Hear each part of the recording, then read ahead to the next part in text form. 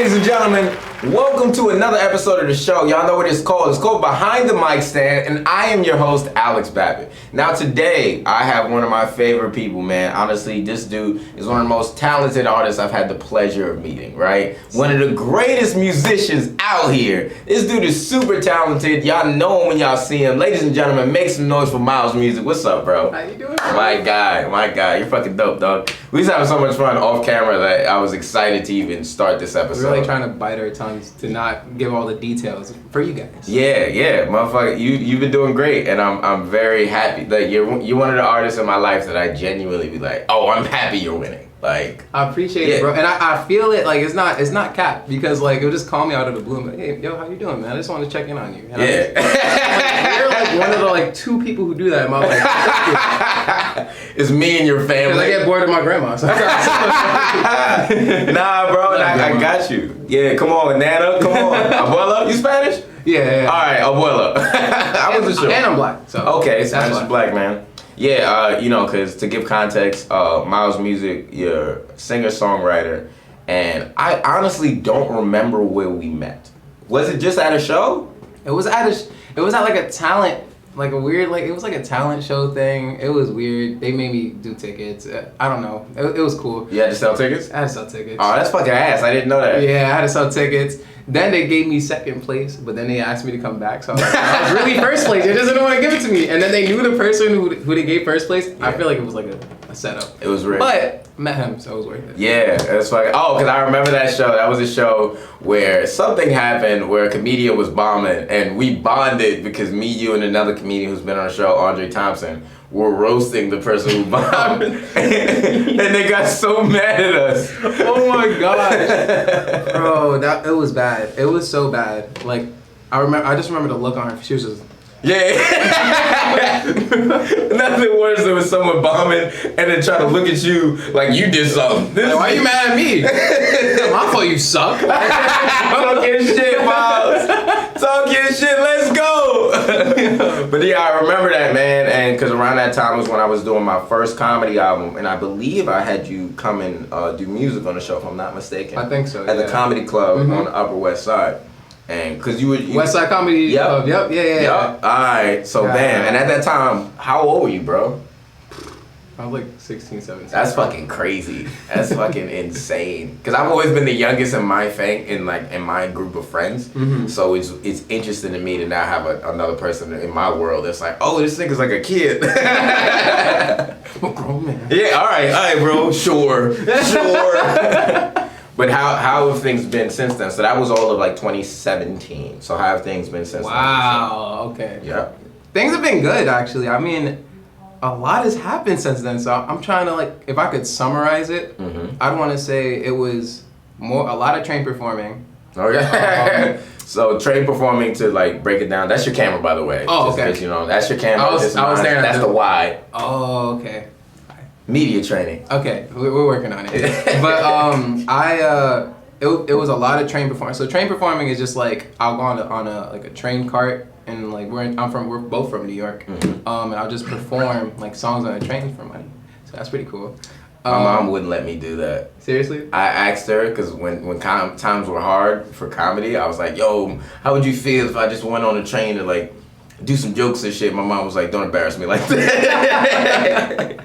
Bro, I mean, no, I was doing it I've been doing it since I was maybe like 8, anywhere from like 8 to 10. That's crazy. Yeah, I used to singing on a train? I used to get in a lot of trouble. Like you just decided one day? Yeah, I mean, so I was in Jersey for a while. That's where it started. It started in front of supermarkets. So I was in Jersey for a little bit. It was like one summer, and I was like on break from school. And all my friends were like, let's go in front of the supermarket and like play and try to make some money because we just want to get like candy. Like really kid stuff, like, you know? This nigga want to annihilate us. Yeah. So I'll go perform, and when we were making money, we'd like go hang out and like buy stuff. It was great. It was great. But then when I moved back to New York, couldn't perform in front of supermarkets because it's a little ghetto. So that's not good. And what ended up happening is I would just go on the trains and sing, bro. Start singing. Yeah. Did you always play the guitar? Was that? Yeah. I mean, my first instrument was trombone, actually. Was this Brooklyn schools or like how did this start? Because you had a budget, you had a trombone budget. Where did you grow up? No, this is all right. So I was all right, born in Brooklyn. Yes. Lived in Brooklyn for like a pretty decent like amount of my childhood. Then moved to Newark, New Jersey, and the school had a band class. It was like I think it was like elementary/middle school. It had a band class, and they had trombones, they had guitars, they had everything, right? I wanted to play guitar.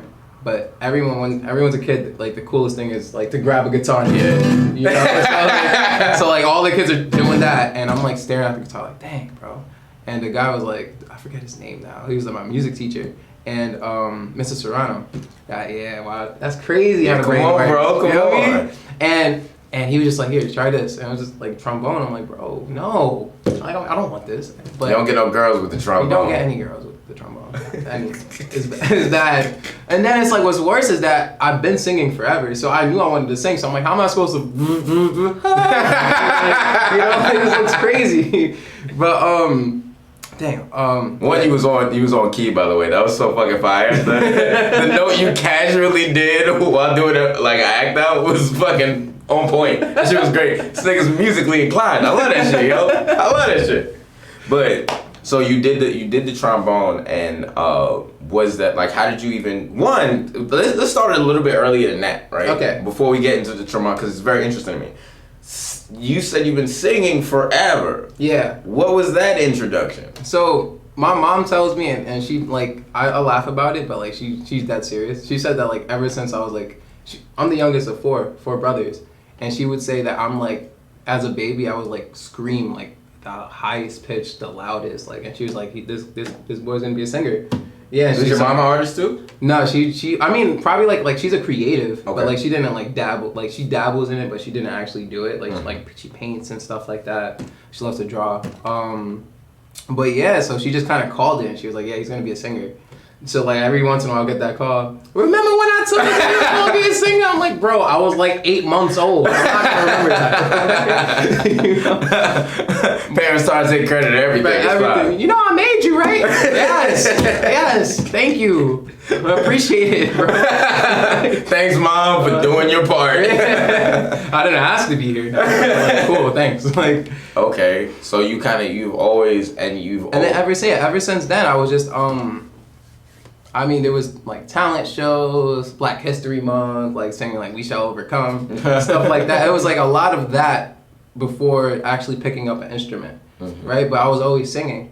But when I finally picked up the guitar and going back to like the supermarket, when I finally got into that place, is when I feel like I always knew I wanted to do it, but that was like the push where it was like, all right, now I'm doing it. And you always had to like. Because it's weird. So many artists don't tend to have like the confidence to pursue their thing. They're like, all right, maybe I'll like, go to school full time and all this other stuff. Did you have that same transition or no? I mean, if it wasn't for my dad, I'd probably be a dropout. Shout out to my dad because I wouldn't have minded just doing music from the jump. My dad was like, nah, you gotta at least finish high school and try college. And I was like, all right, cool. But I always. Kids wanted to be firefighters, astronauts, policemen. I wanted to be a musician. I wanted to be a performer. And I didn't know what it meant. Like I had no idea what it would mean, but I knew I wanted to do it. And I couldn't sit here and be like, I just think about it. I'm grateful that kid me wanted this for so long. You know what I'm saying? Because now I look back and it's like, you have your inner child, and I feel like my inner child just like. Good job, bro. Yeah. Shout outs to the inner kids in the world, man. Never let your dreams die, for real. That's a fact. Because it's the truth, and it's odd that you can look back at young you and legit be like, oh, I have and matter of fact, because I felt this way, and I wonder if you feel this way. Have your goals from young you? Do you feel like you accomplished them?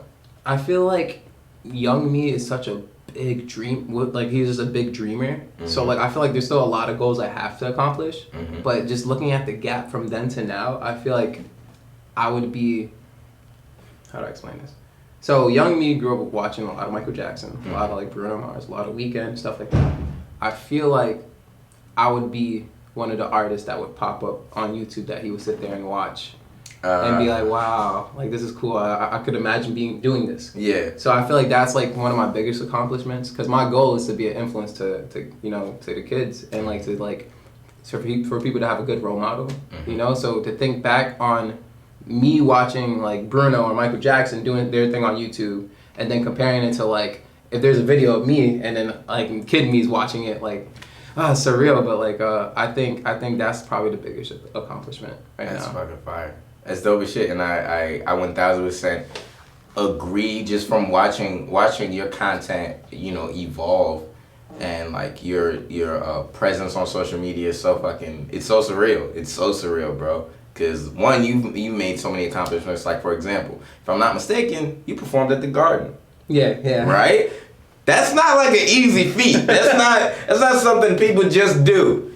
You performed, and if I'm not mistaken, you performed your song. Yeah, I did. Look at this fucking cool ass dude trying to like stop it. No, it was amazing, man. It's like that was one of my end goals, going back to like the goals as a kid. Like, I was like, I want to sell out MSG. Not to say I didn't sell out MSG, but like one day. Yeah. But to just be there and actually perform there, it was like, okay, what's next? Like, yes. Like, it's a good feeling. And then, like you said, just doing my own music was probably like the biggest, like the best part, because I remember people reaching out, and people still like there's a lot of things, thankfully I'm grateful for that I get recognized for, but it really feels good when someone's like, yo, yeah, I remember seeing you at the Garden, and it's like, bro, what? That sounds crazy, and I just can't wait for that to translate into, I remember seeing you performing at your show at the Garden, your sold out show at the Garden. Yes, I came with my family, and we knew. What? Yeah. My children were crying.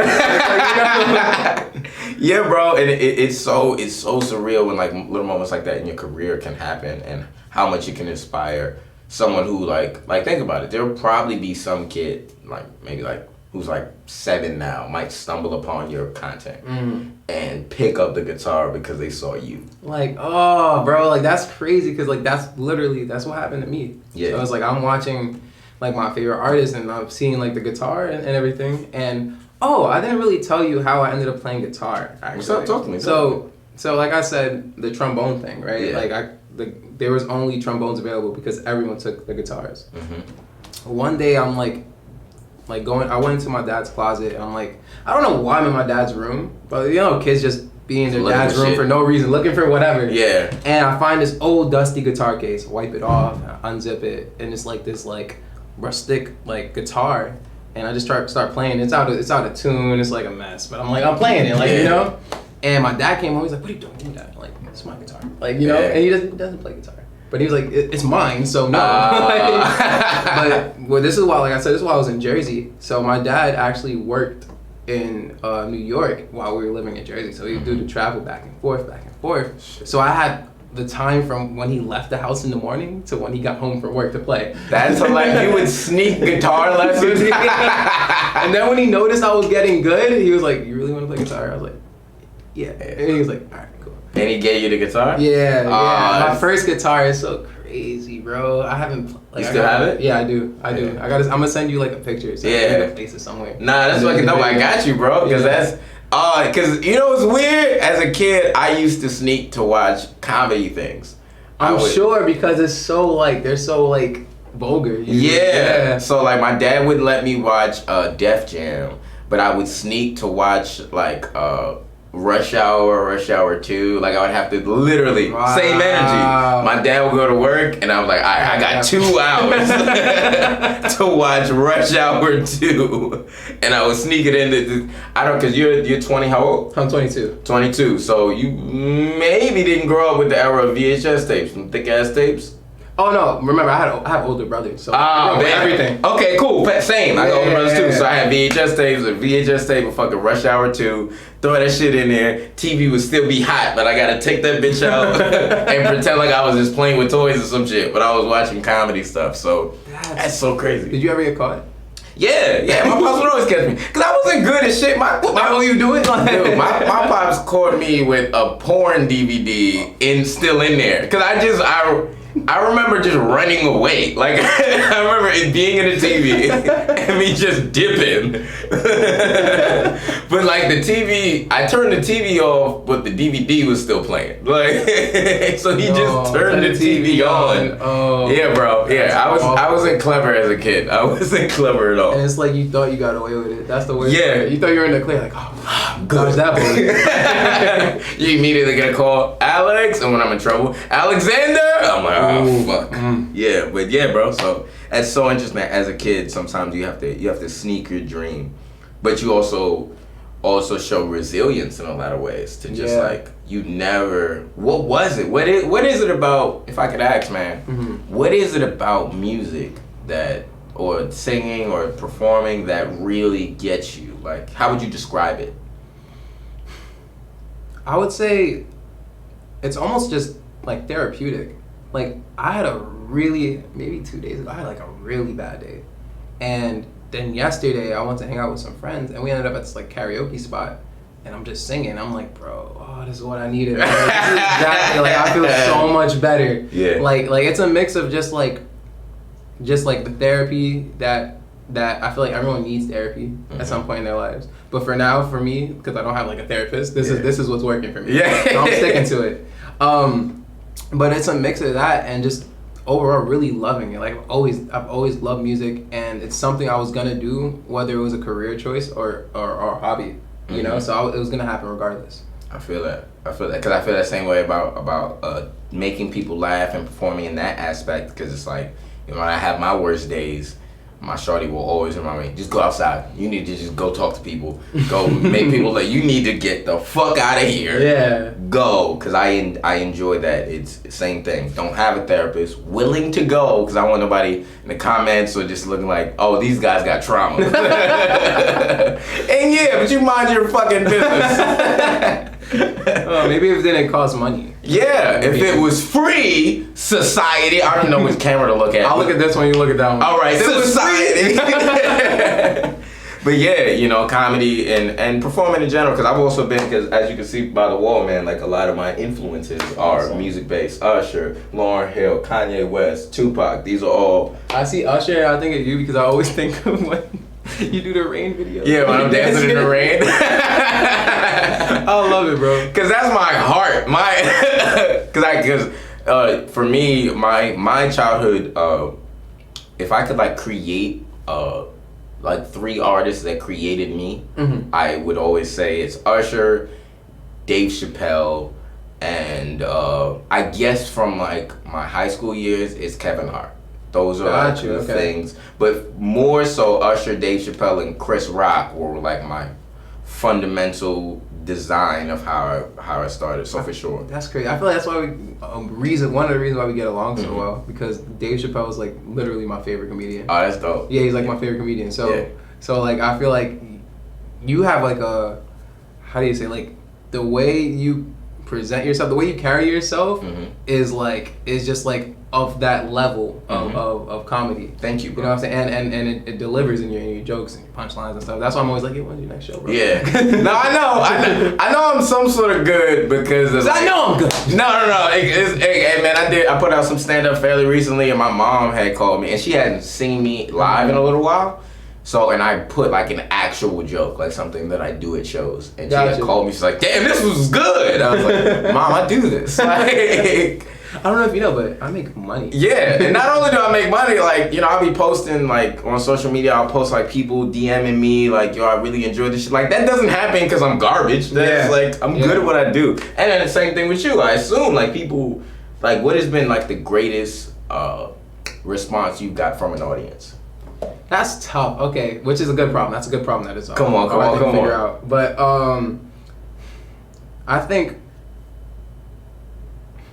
think one of my favorite moments, at least, the reason why I do it on the trains is because at the end of the performance, like if it's a big crowd, even if it's a little crowd, but like it feels better when it's a big crowd. Everyone starts clapping because it's like we were saying off camera how I'm a street performer. I was like warming up while like I was like, like bro, you know you don't have to sing, right? Like he's homeless. I need this.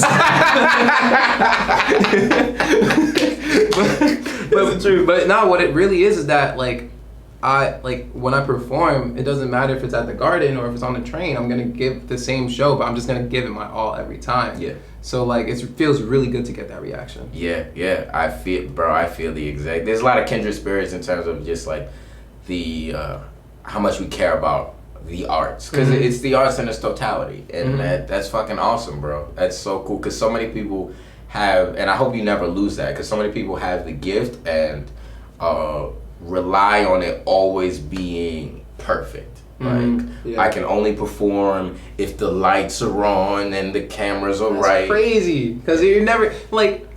Oh, this is a good like example. Like I like I grew up playing, so with guitar you could play like bar chords. You could do it if you wanted. So for guitar you can play like bar chords, or you could do like open notes, like. But then there's different versions of different chords, and there's like the barred version and there's the open version, right? Just to put it simple. What people used to do, or people still do, is that you can use the capo. But growing up, I always thought that the capo was like a kind of like a handicap, kind of like a What's crutch. the capo? That thing. A capo is like the thing that exactly. The black thing that goes from here to there. Yeah, and then like it makes it easier to play certain things versus as opposed to barring the entire thing. But I'm always like, what if I don't have a capo? You know what I'm saying? I guess, and the point is just that like I want to be prepared to do it under the worst circumstances, because that's what makes a great performer. Yeah. It doesn't matter what you have. Like if I had a cup and a spoon, I'm like, I got my ticket for the long way round. We're gonna make it happen, like some way, and I'm gonna give a good show. You know, that's my goal. And that's so important, bro. It's so important, and it's gotten you this far. You know what I mean? Another credit that I just remember of yours. I don't even know if this completed, but you got a great response from. I don't know if this is one of your heroes, but definitely somebody who like I respect. Neo. Yeah. Neo. I think signed you. Yeah. I said I think just in case shit hit the fan. Yeah. Just in case things didn't work. I'm like, hey man, I saw a couple videos, couple this, that, and third. But either way, Neo, which is one of the top writers in the game, because he's written many records for like Beyonce and literally tons of people. Yeah. And he's also a dope performer and singer. Right? He was in a group. This is me being a fan of R&B shit. I know this about him. He was in a group. He used to be in an R&B fucking group, and it's so fucking funny because they bombed at Apollo. I just remember seeing that video. I'm such an R&B fan. I remember seeing Neo and his group bomb. I was so scarred watching that. You saw it? I saw that after seeing all the not to say that wasn't like great, but like he has a lot of better performances, you know. So I saw that after seeing all that is Neo. Then I see them like doing the knee dance. Yeah, they look like fucking. It was rough. Drew Hill. It was a little rough. But Neo he found his way back around. Right. So that's what matters. And then he found your content. Now, what was that? What was that experience like? And do you know how that even came to be? For the most part, it was like during quarantine. I couldn't perform on the trains, so I was like, I'm gonna take the trains to the internet. And what I would do, I was going to people's lives, and or I would go in the comments like, hey, can I sing you guys a song? Stuff like that. Like, bro, I'm bored. I'm itching. Like, yo, can I sing? Let me sing. Let me sing for you, please. And you know, if they invite me on the live, I'll perform. And then one thing led to another. I'm going to different lives. And then Tory Lanez has a live. I remember quarantine. Nothing but ass. I remember that live. And then he did a talent show. So like I was doing this for so long already. I was like, okay, I had like a whole like plan. Like I had a structure already. I'm like, all right, I just comment as many times as possible. I'll have one message of like, can I sing for you with like a guitar and at Miles Music or whatever, and I'll copy it and I'll paste it all over and over again until it tells me I can't do any more comments. You know, so I'm doing that like okay, and my logic was, all right, if somebody goes on, then I'll just do it again or whatever. Like I'll just keep going until I'm next. Mind you, this is when it started. This is when he's on the live, like he just started the live, and I'm spamming it, thinking that. Next thing I know, is like the little circle starts like adding me into the live. I'm like, ooh. Yeah, the live's ready. Yeah, you know? And he was like, hey, what's up, blah, blah. And then one thing led to another. I did Dirty Diana on it, and he had like maybe 120,000 people in that live. This was like a big like moment. For me, but like I felt like in the internet it was like a big like moment for everyone, because no one was doing anything but watching people do stuff on the internet. Yeah. You know, so that's why it was one of the reasons why it was such a huge moment. And one thing led to another, that happened, and it went viral on Twitter, it went viral on Instagram. It was just like a really viral moment for me, which is amazing. I'm super grateful for it. And Neo saw it, and his team saw it, and they reached out. They're like, yo, I want to like, basically I want to work with you. Fly me to, I forget where. I think it was LA. I forget where. That's wild funny. I forget. I think it was in LA. I think it was sure. London. They flew you to Maine. That'd be funny as shit. Yeah, they sent me to Ohio. But yeah, they fly me to LA, and first time working with Neo, and it's like crazy just to be in the presence of someone I like grew up on. Like I'm talking like within the five of my favorite musicians and artists, he's like one of them. So it was just like just checking off the list. Like, yes. And did he like say like, yo, I'm a fan of the shit you do or something? He like basically when I met him, I like had to perform in front of him. So like it wasn't like he was saying it. It was like the people I was with like show him something, and I was like, like if I must. Yeah. Train performance. Every moment that ever led to everything led to this moment pretty much, you know? Yeah. And I was just like, all right, bet, let's do it. And I did it, and he liked it a lot, and we started working from there. It's been great ever since. And so you're officially still working with him? Yeah, so we did like a production deal. I'm not gonna get into details, but no. It was just like Miles is rich now. No. I just love doing that shit. Nah, it's fine. He's on his way to richdom, though. I know money when I'm around it. Come on, I've been looking in the mirror. Talk to me. But it went really well. And now basically what's the blessing is that he's done so much in his career, and I'm blessed to use the resources that he's gotten because of all his hard work.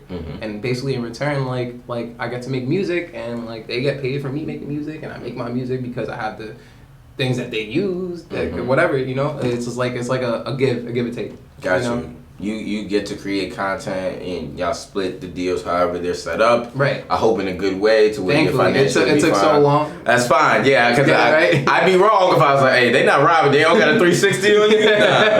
No, we're good. And if I'm not mistaken, you also, just to because you have a dynamic, and I remember us talking about this.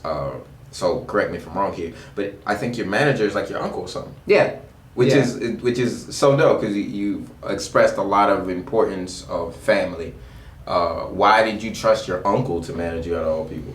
It was weird. It's hard. It's hard to make that decision, because the way the industry's set up is like when they hear, oh yeah, this guy's nephew, his uncle, like uncle manager and artist is like, related. It's always like there's like a stigma to it. I feel like from what I've seen, they assume that the person's a dirtbag that's just trying to manipulate their family or their kin, The reason why I made the decision is that I ran across a lot of people who had like opportunities for me and whatnot, and I felt like he was there to protect me every step of the way, and he made sure I was okay, and he kind of just like, it was between that and then him just keeping his promises and making things happen.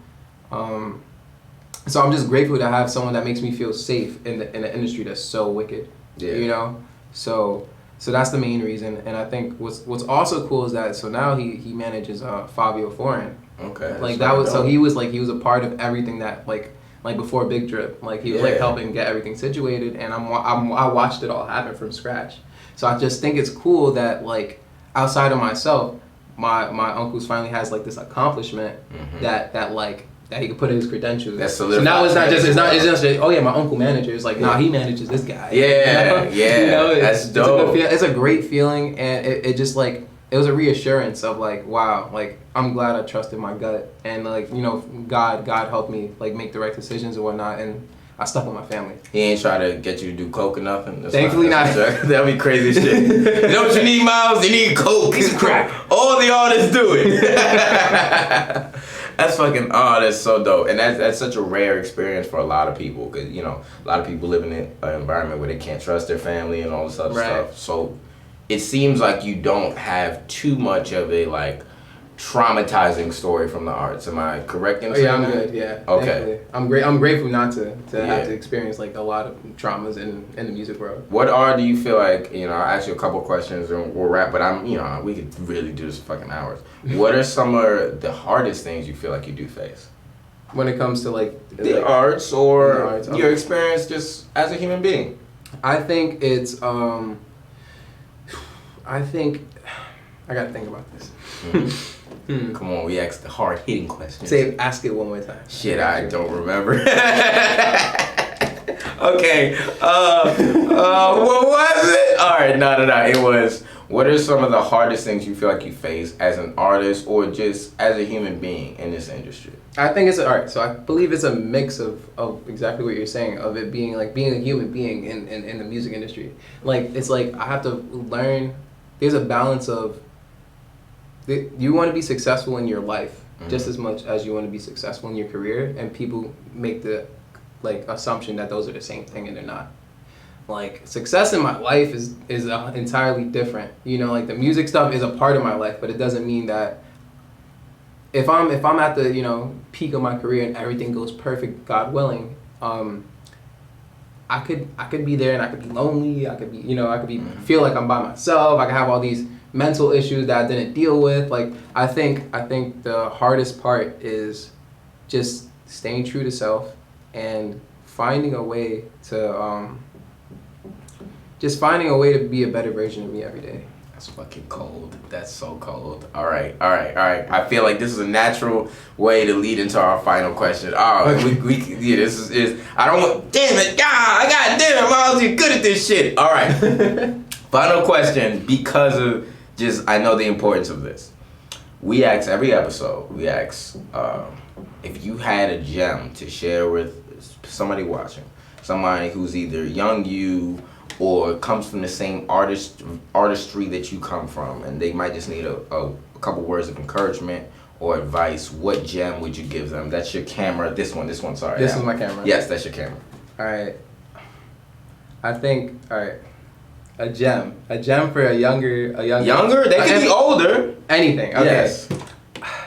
I just don't want to be cliche. I think it's so important to practice your craft and to remember that if you could be home doing nothing for the next 5 years, but those 5 years are gonna pass anyways.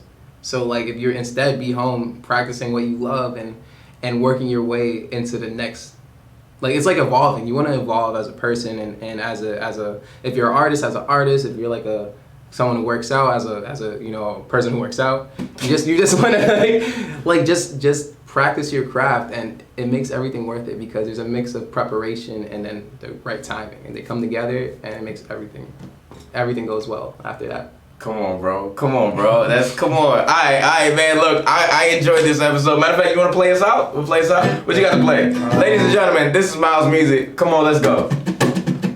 Need to medicate you.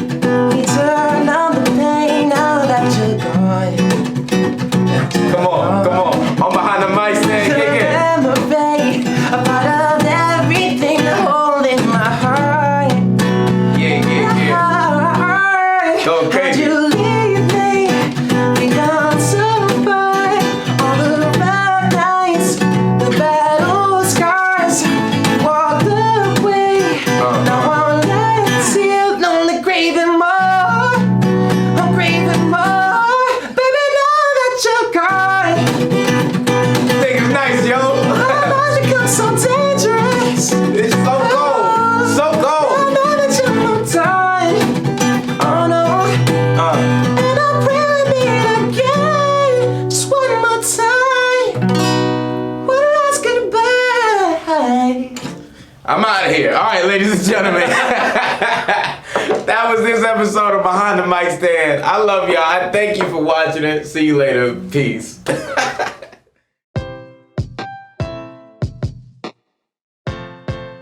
Hey guys, thank y'all for watching Behind the Mic Stand. If y'all enjoyed it, as I think you did, because you made it to the end, like, subscribe, make sure you hit that notification button so you hear the subscriptions and shit. You know how it works. Just like it. Stop skipping this part and do it right now. Somewhere right here. I think it's right here.